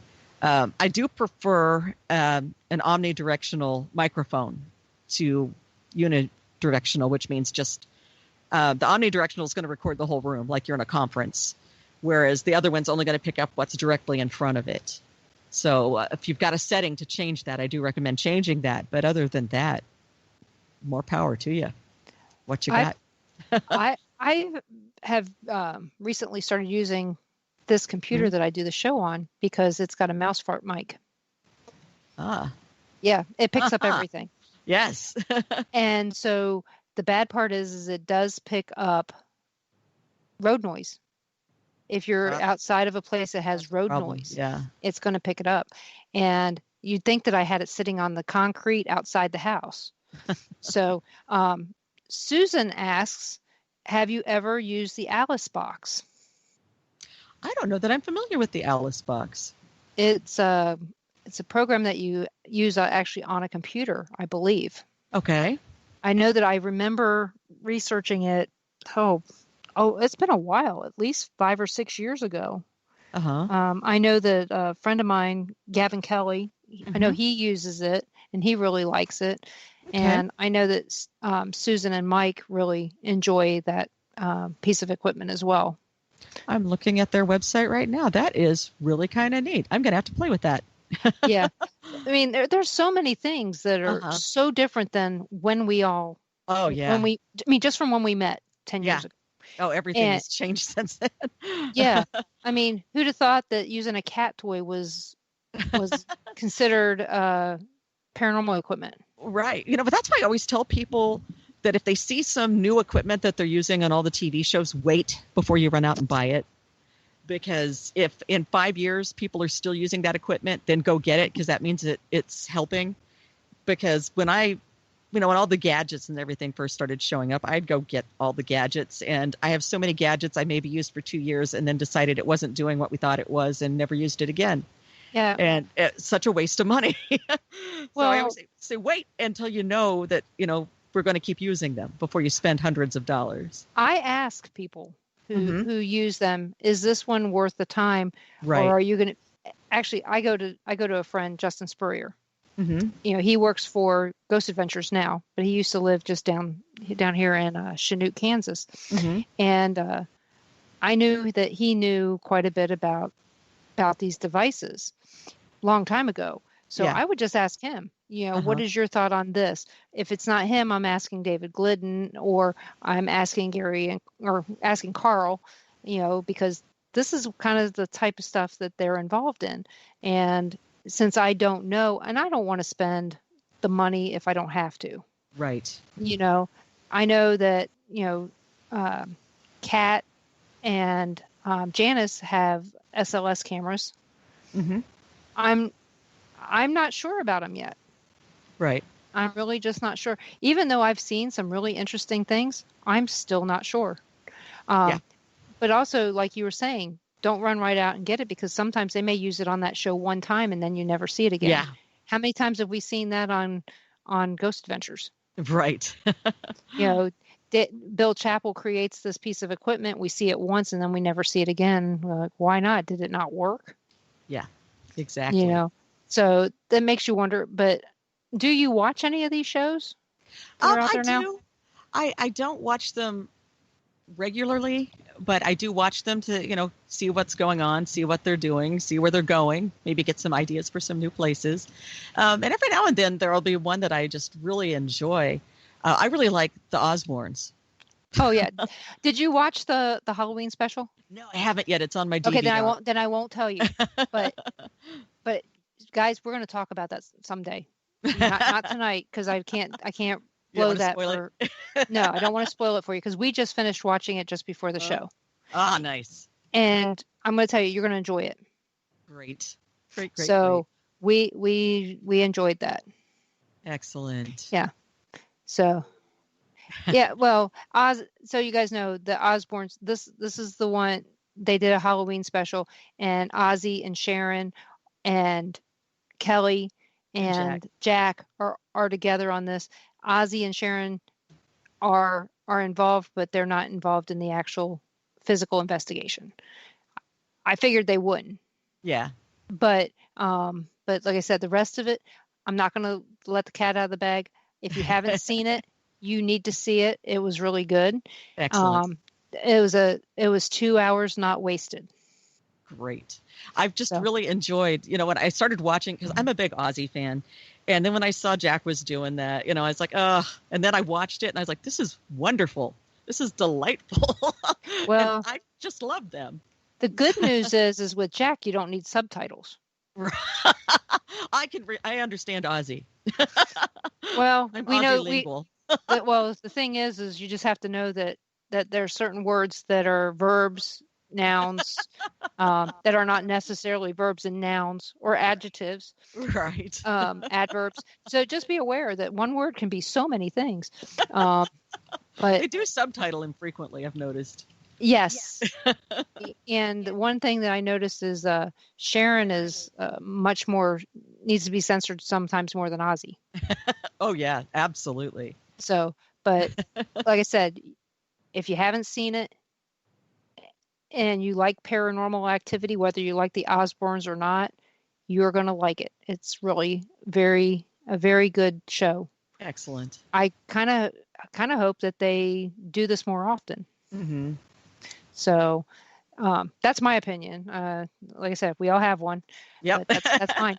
And I know that there are some shows on there that I wish they would cancel. But again, because we do this, I watch them. Yeah. I yell at them. Well, it's like people are going to ask us about it, so we kind of have to watch them so we can answer questions. Yeah, and well, it's not only that, they'll ask you intimate questions about the people, and I'm like, I don't know them. I still have that problem. It's like, yeah, it's like I don't even know that name. I don't know that person. I don't know who you're talking about. Right, and I laugh a lot about it, but on some of them, yeah, I do know them. I do know them personally, and then I hear people say nasty things or not so nice things, and I have to correct them and go, yes, you're allowed your opinion, but I don't want to hear your opinion on this, because I am friends with this person. Right. So, and when I say friends, usually I've met them personally, not just friends with them on Facebook. I actually know them, and it's like, because if somebody said something negative about somebody and you like that person, it doesn't matter what they have to say. You still like that person. Yeah, exactly. And you just don't want to hear it. And you just tell them, you have that opinion. I have mine. Let's leave it at that. So, But I will say, I do agree. I really enjoy Jack. Yeah. And I know Kat does too, because she was actually on the old Paulding jail one with Jack and Katrina. Oh, fun. And So she got to meet them. So she enjoyed them. She thought that show was very well produced. Excellent. And I think that they did a good job with some of those shows. I don't know which one. There was a couple that I saw that I think that the owners of the location took privilege. They didn't do their homework. They didn't have a real history, so they told them the legend that they wanted them to know. But isn't that the case with a lot of these shows? Yeah, I think it unfortunately is. They go with the one that they think that they can prove. Mm-hmm.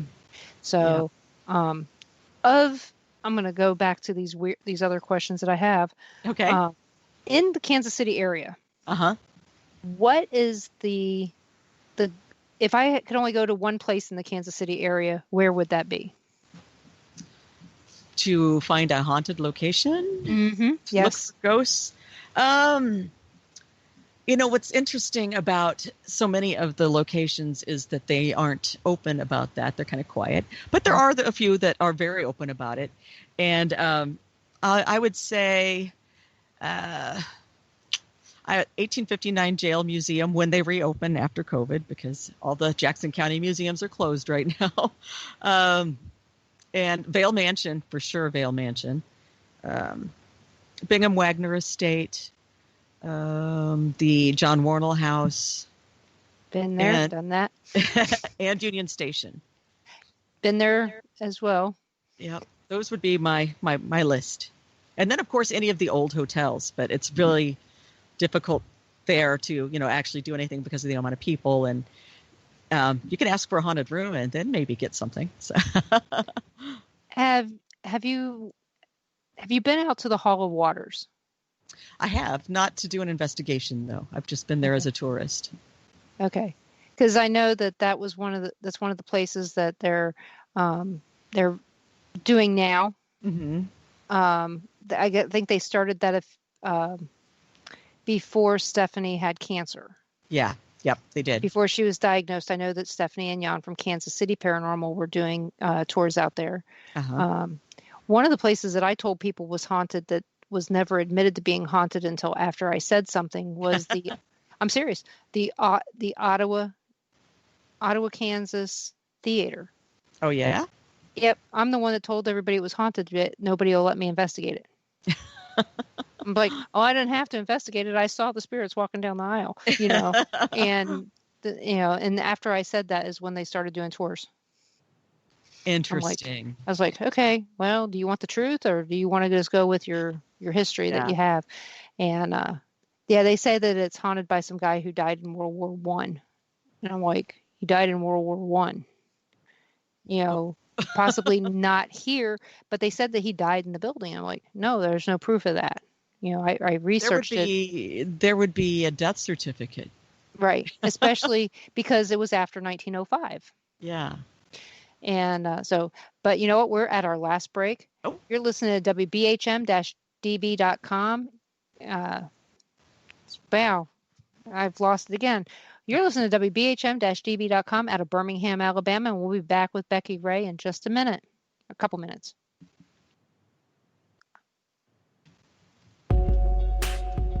You're listening to WBHM Digital Broadcasting, the best in paranormal talk, only on Paranormal Experience Radio, broadcasting live out of Birmingham, Alabama.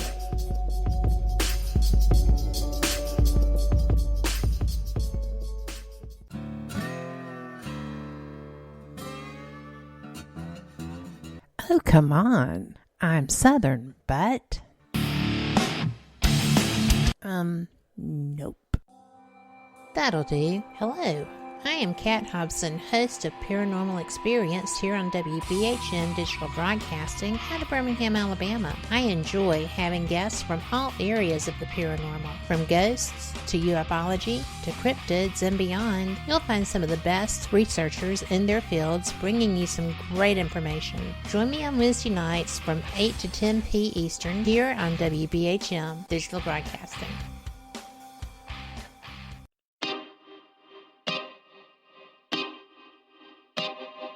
This is Jason Bland, host of Midwest Paranormal Presents Paranormal Soup, where we stream live as a webcast every Sunday night, 11 p.m. to 2 a.m. Eastern, with guests who will blow your mind. Live ghost box sessions where you can call into the show to see if the spirits will talk to you, and the world wide web of weird with the latest in paranormal news and evidence.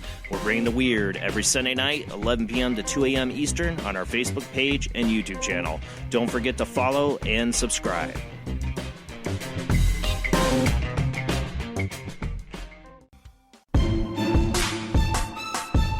You are listening to WBHM Digital Broadcasting, the best in paranormal talk only on Paranormal Experience Radio. Broadcasting live out of Birmingham, Alabama. Thank you for listening to WBHM Digital Broadcasting out of Birmingham, Alabama. The time is 45 minutes after the hour. Welcome back to the Paranormal Pride. And tonight my guest is Becky Ray, and I'm Denise as always.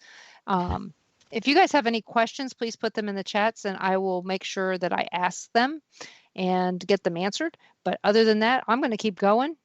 So I'm pretty decent at this, I think, at this time.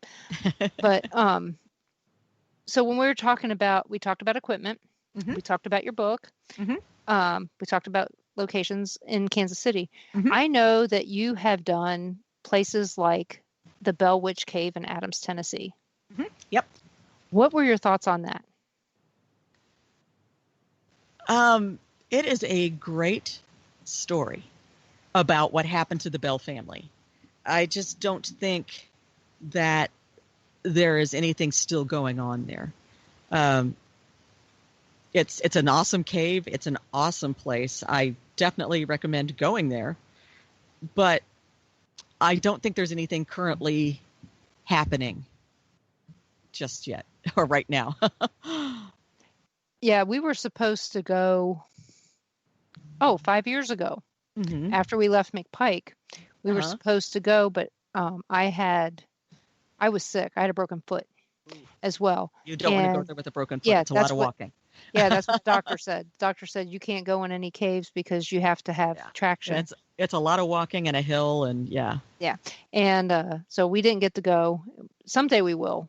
And you already talked about Waverly Hills. What are some of the other places that you've been to? Your favorite, at least your favorite places that you've been to. I like the Crescent in Eureka Springs. It's a beautiful hotel, and I've not had any haunted experiences there, but I absolutely believe it's possible because that is a beautiful place with the history that you would look for. Let's see. Oh boy, on the spot. The Mansfield Reformatory in Ohio, where they filmed Shawshank Redemption. Another great piece of history. It is this prison that looks like a castle, and it's amazing and very cool. I like that place too. I know there's so many to pick. I know. And then, of course, when you put me on the spot, I can't think of a single one. I know. That's always the way it goes. Like my brain goes blank. It's like, have I left my house? I don't know. Well, like on Halloween, I was interviewed by a team that I had given a tour to the Sally House years ago. Oh, yeah. But I remembered them. I remembered the team being there and stuff. And they wanted me to be their first guest on their new show. Right. And I was like, really? And all they wanted to talk about was the Sally House. It's like, okay, well, I can talk about that all day. Yeah. Even though I can't tell you anything new that's happened because I haven't been there. But, then they started to ask me about other places. And it's like, I just got back from McPike Mansion. I'm wearing a McPike Mansion shirt and I can't think of, I was like, oh yeah, McPike Mansion. And because I don't wear advertising for anything. So if I'm wearing advertising for a location, then it's got to be good. So have you been up to any place? Have you been to the Villisca Axe Murder House? I have. I've been there several times. Oh, and up there in Iowa, there's all sorts of places. Oh, yeah. In addition to the Villisca House. But the Villisca House is pretty amazing. Malvern Manor? Yes. That place. Last time I was there, which wasn't that long ago, we had a very strange experience where we were in the Shadow Man hallway. I don't know what else to call it. It's a hallway in the part that was the nursing home. Yeah, that's what they call it. And we all just kind of felt like icky all of a sudden. And as we were looking down the hallway towards the Shadow Man's door, we saw it wasn't a Shadow Man, but it looked like mist, like smoke that just started forming and then started moving very aggressively towards us. And so I was very brave and grabbed my camera and ran. Well, we've had a grown man run over a young girl and her sister, her mother, to get out of there, left them behind in that hallway. But we've been there like 4 times and got all kind. I was the first person I think that was ever been scratched there. Oh, really? Yeah, Josh was shocked because it happened in his office. I was changing clothes because, well, just a heads up, if it's snowing in Iowa, it's quite possible we're there. Even if it's bring July. The snow. Yeah, bring the snow. Josh knows every time there's no snow in the forecast, we show up it's snowing.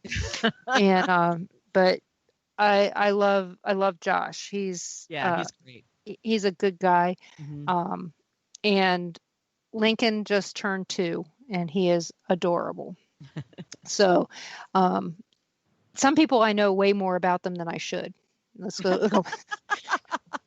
But Malvern Manor, I know the factual history about that. That's one of the places I did research. I did a lot of research on that. Have you been down to like the Garnett House in Garnett, Kansas? Yes. That is an interesting place too. So did Rob give you the tour? Yes, he did. I love Rob.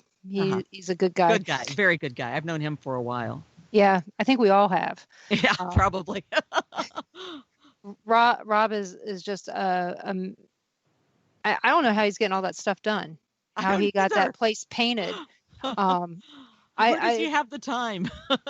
I just sat on my couch and he's like renovated 5 places. Yeah. Well, I think if he gets done with this one, the church is going to be a lot harder renovation. Oh yeah.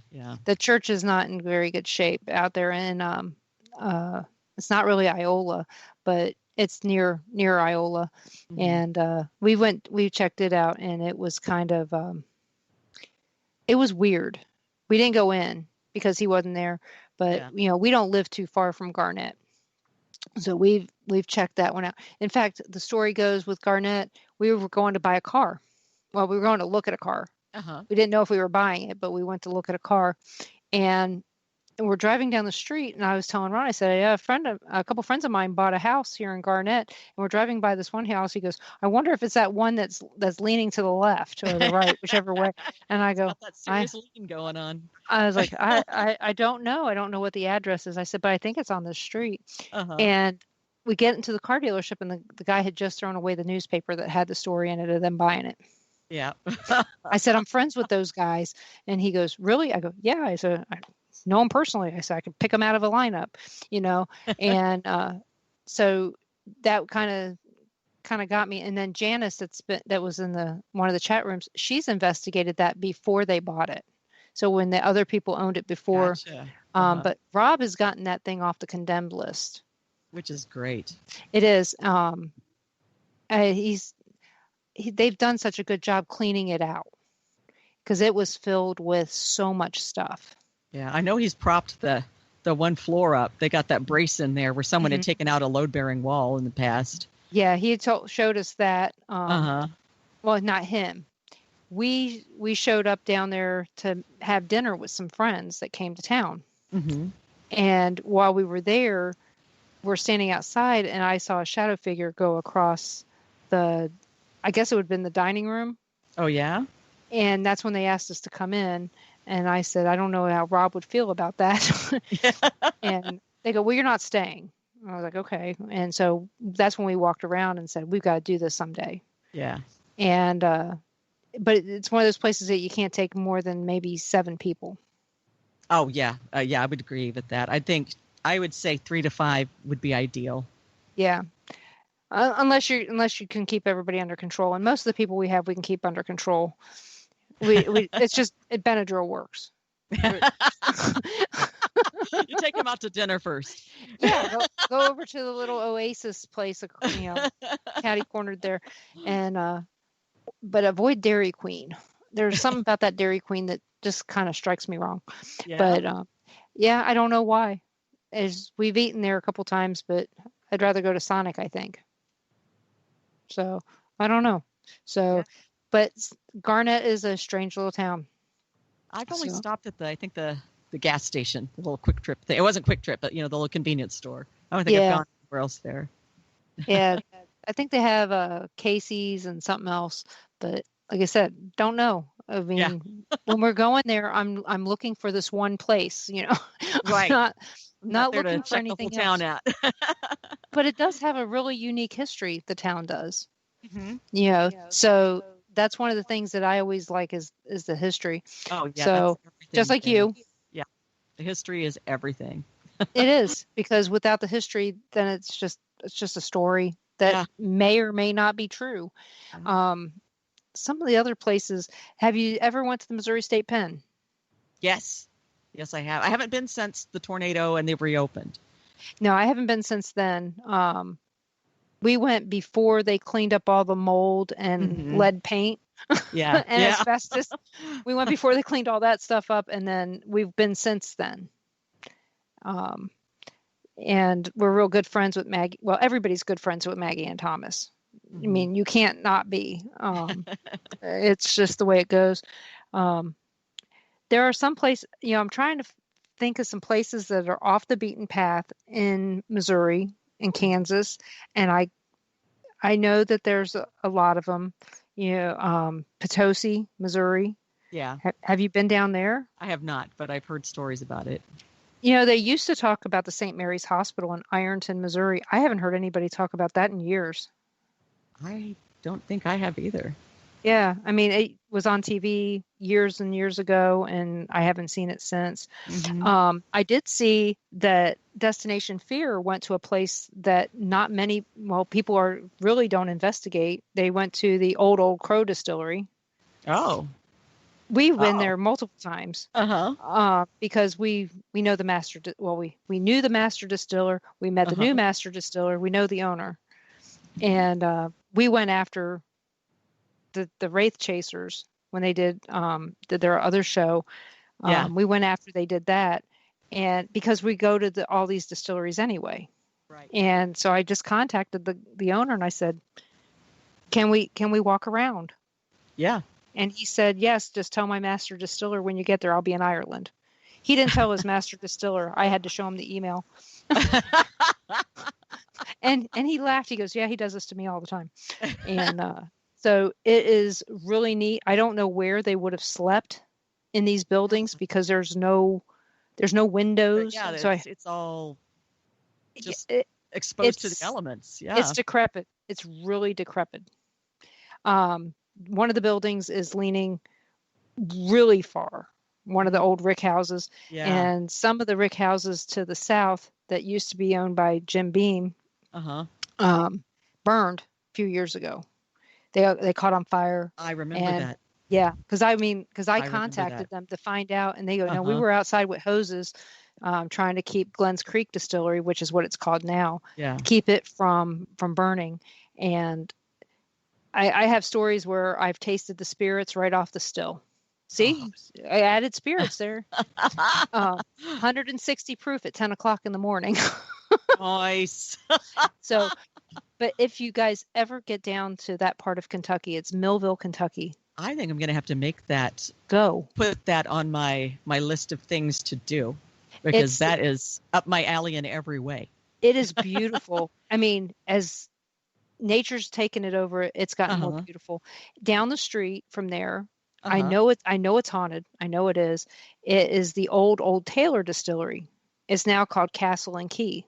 Okay. It's beautiful. So if you go to Frankfort, Kentucky, you've got Buffalo Trace, which has their haunted tours Thursday through Sunday for free. Awesome. that you can go there, and then you come down south on that same road and pop off at the what is it called? The Cracker Barrel. Mm-hmm. Go down this little scary road. The road is the scariest part. Yeah. Because on some of it, you come across another car, you're wondering where you're going. That's the scary part. But you go down this road, and then there's the Glens Creek Distillery, which is the old Crow Distillery. Then you got Castle and Key. And then if you keep going down that road, you come to Woodford. Okay. And there's some other distilleries that are haunted down in that area as well. The turkey. What is that turkey? Yeah, Wild Turkey. They're still. Well, that one's haunted as well. And if you go to the Four Roses, you can see the Wild Turkey rick houses from there. They rent some of them. They rent some of the rick houses from Four Roses. Nice. So, and you've got 2 Four Roses. You've got the bottling plant over by Louisville, and then you have this in Frankfort area. So, like I said, you guys want to know where to go for distilleries in Kentucky? Ron and I can tell you. I know the contact. Well, we tell everybody when we go on these trips, Ron will end up becoming somebody's spirit guide at a local liquor store. Nice. So you want to know your bourbons or scotches, it's him. So I would like to thank everybody for listening tonight. I had a really good time, and I am so glad you did, because I've missed talking to you. And everybody, go vote tomorrow, please. If you don't vote, don't complain. Absolutely. That's all I'm saying. I don't want to hear you complain if it doesn't, whether it goes your way or not, at least you had a say. Right. So vote. Tune in next week when my guest is somebody good. I know that. I got a whole bunch of people that I'm trying to get in that are new so that you guys can hear some different people. My calendar's being really slow. Oh, I got Dave Giuliano next week. So I have him rescheduled. So that'll be an interesting interview. And so come back and just know I'm thinking about you. If you need to talk to me, you know where I am. So you're listening. Thank you so much, Becky. I have loved talking to you again. So everyone, you're listening. Pleasure. I'm interrupting you. I'm stopping now. No, I'm good. You can interrupt all you want. But you're listening to WBHM-DB.com, and I will talk to you next Monday at 7 p.m. Central.